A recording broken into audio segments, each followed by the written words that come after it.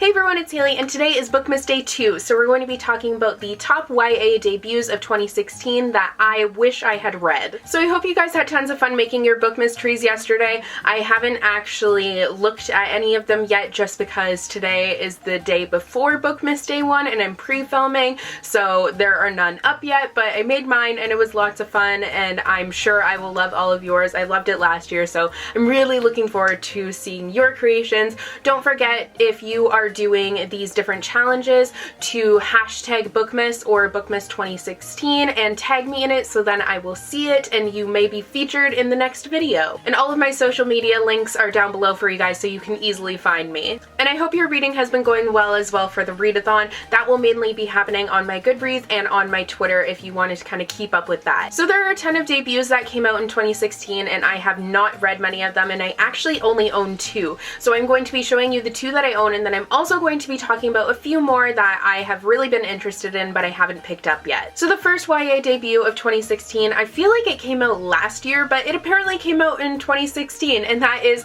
Rebel of the Sands by Alwyn Hamilton. This actually won the Goodreads Choice Award for 2016 for the best debut author of Goodreads, so I'm really intrigued by this one and I have been for a really long time. I just have not picked it up for whatever reason, and it has been out for like a really long time. It came out like early this year, so I just need to get to this. Next is Of Fire and Stars by Audrey Colthurst. I do have a little bit of an excuse for not having read this one yet, and that's because it hasn't even been out for a month yet, I don't think, but it is a really cool princess fantasy story because the princess is supposed to marry the prince, but instead she ends up falling in love with the prince's sister. So it's a really interesting take on it, and I think that it has the potential to be really amazing, so I'm really looking forward to reading this very soon. So I'm going to be talking about some YA debuts that I really need to be picking up soon. So the first one is The Crown's Game by Evelyn Skye. This is one that the cover first intrigued me because it's really beautiful, and then the concept because it is a little bit similar to the Grisha trilogy by Leigh Bardugo, just in the fact that it is kind of Russian, so it has a little bit of a Russian undertone to it, and I think it seems so interesting, so I really want to pick this one up. Next on my list is The Star-Touched Queen by Roshani Chokshi. I probably said that name wrong, but I'm sorry. But this is one that has really intrigued me because it's a fantasy that deals with royalty, and it has a 17-year-old queen and horoscopes and all of that stuff, and once again the cover is beautiful. I'm definitely one to be attracted by a pretty cover, and this one definitely caught my eye. Next is Assassin's Heart by Sarah Ahears. I don't know how to say that last name either, but a lot of the people on this list have very complicated names.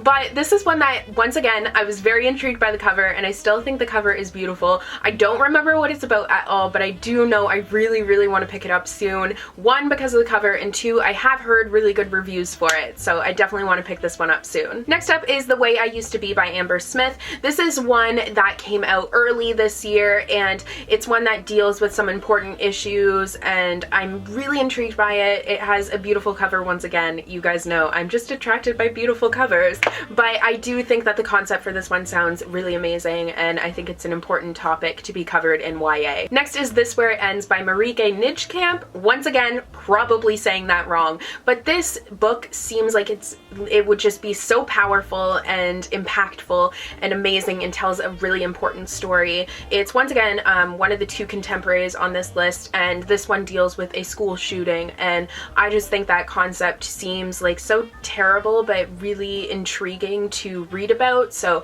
I'm very much intrigued by that one. So those are all of the YA debuts of 2016 that I really want to read. I've only read one debut this year that I really enjoyed, so that's why I decided to go for the ones that I want to read, because there are a ton. I just haven't gotten to them yet. So yeah, I'm looking forward to seeing your videos. Don't forget to hashtag Bookmas or Bookmas 2016 and tag me in it if you want to do a video, if you want to do an Instagram post, Twitter, whatever you want to do works for me, and you may be featured in my next video. So I totally forgot to introduce this, but here are today's featured people. So first off, we have on Instagram Midnight Reads 99 with this beautiful, lovely, very tall Bookmas tree. Then on YouTube, we have That Bookie with her adorable kids who built this amazing Bookmas tree. I absolutely loved this video. Then on Twitter, we have Sarah Jarvis with this awesome little Bookmas tree. I love the mug and the little ornaments, which is a very nice touch. Then we have Pirate Lady Pages on her blog with a very very nice Bookmas tree,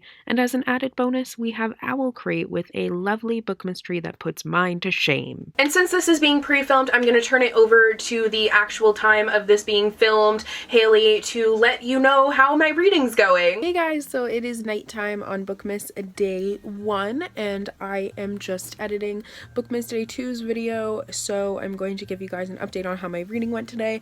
Spoiler alert, it didn't go very well. I didn't read a lot, but that being said, I didn't really read a lot last night. I continued my Friends marathon, but today I've been trying, instead of doing my Friends marathon when I'm like busy and I can watch something or listen to something, I've been trying to listen to an audiobook instead, so that's been going pretty well. But I also haven't really had the chance to just kind of sit down and do nothing and just read. I've been really busy. I was working all day today and I had a really important meeting this morning, but now I am kind of just free. I am just editing, but I was able to get through about 20 pages of The Magician's Nephew. I'm reading this and I'm trying to get through it quickly because I do kind of want to get to The Lion, the Witch, and the Wardrobe in this readathon, and I know there is lots of debate over the order of this series, but I prefer to read things chronologically, so I'm starting with this one, and it's too late now anyways, so can't tell me otherwise. And then I'm also reading, oh my god, this is a struggle.